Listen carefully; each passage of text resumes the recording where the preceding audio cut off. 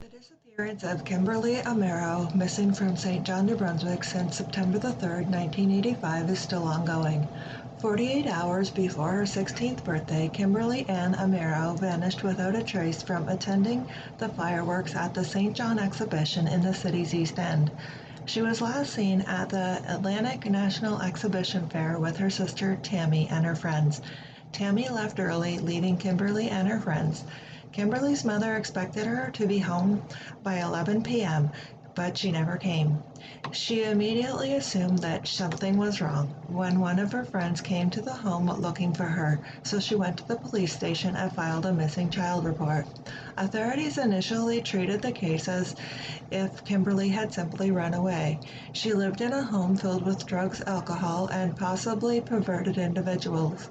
Many agencies continue to list Kimberly as an endangered runaway.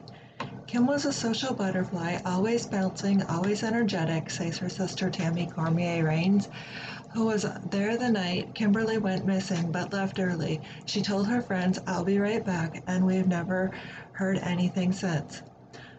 Years after the freckled girl with dark blonde hair and blue eyes was last seen, her disappearance continues to haunt her family, baffle police, and dishearten residents of the tight-knit New Brunswick city. The disappearance of what happened to Kimberly continues to wear the family down, says Joseph Warden, who has spent countless hours combing through old newspapers, property records, aerials reports, and maps. They've been missing a loved one for many years.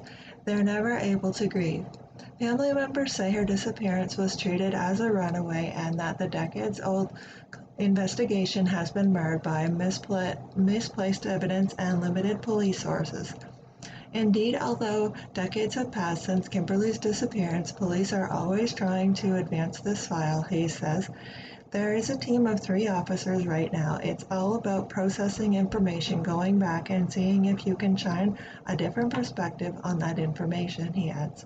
As a police officer and as a police agency, we struggle when we don't find we get the bad guy. We're always trying to find answers, and this is a very difficult and sad case that has been open and ongoing through many years. Meanwhile, the Amero family continues to push for answers in the unsolved mystery. Her family is seeking closure in a tragedy that has consumed their lives. It has been a long, hard wait for them. "She was my best friend. She was my everything," said her sister Tammy Rains.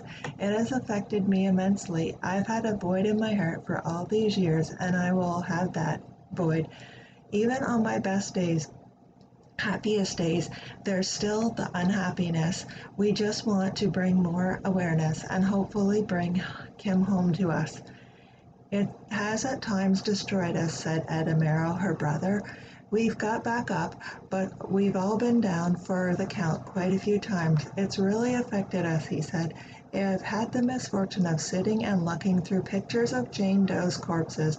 I'm involved with a lot of missing person sites. Unfortunately, these are my new hobbies."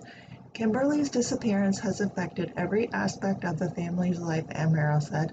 "There are many holidays where my mom gets emotionally messed up, and that throws a wrench into the rest of the holiday.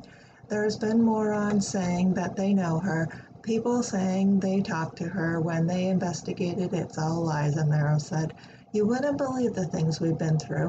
I just kind of come home and slept for 20 hours a day for a few years," said Amero, who suffers from a chronic health condition. "After a few years of stepping back from the vigils and searching," he said, he's ready to take up the fight again. "Now that I'm up," he said, her brother agreed. "My dream is simple. I just want to bring Kim home to my mom. Then maybe we can all just start to heal." Kimberly's disappearance remains unsolved. Kimberly Ann was born on September the 5th, 1969, and is a white female who was 15 years old when she disappeared. She is 5 feet 5 inches tall and weighed approximately 115 pounds. With blonde hair and blue eyes, she wears eyeglasses and may be using the alias surnames of Cormier, Small, or Foster. If you have any information concerning this case, please contact the St. John Police at 1-506-648-3304.